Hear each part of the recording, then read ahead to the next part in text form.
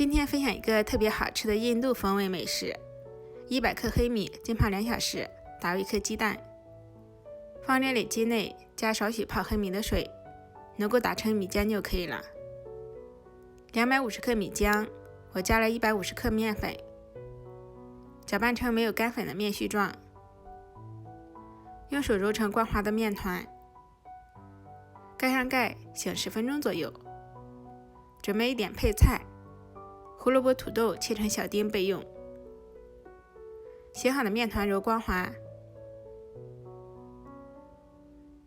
擀成稍微厚一点点的面片，切成小面丁。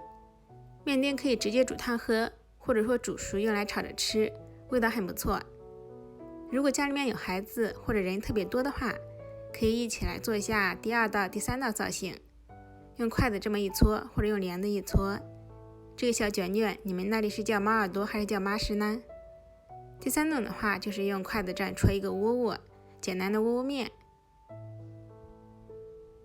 烧一锅开水，把做好的面食放进来，水开后煮上3分钟左右，捞出，锅下冷水，口感更筋道。油热，放入葱花，炒出香味。放入胡萝卜，稍微翻炒2-3分钟，再放入土豆，翻炒个2-3分钟。这个时候可以直接把猫耳朵倒进来炒熟调味。今天要分享的是印度口味的做法，加适量的水，再加入适量的咖喱，把汤汁烧浓稠。咖喱里面是有很多种味道的，所以说稍微加点盐就行了。汤汁浓稠之后，放入做好的猫耳朵，搅拌均匀，简单美味的咖喱土豆猫耳朵就做好了。喜欢的朋友可以试一下哦。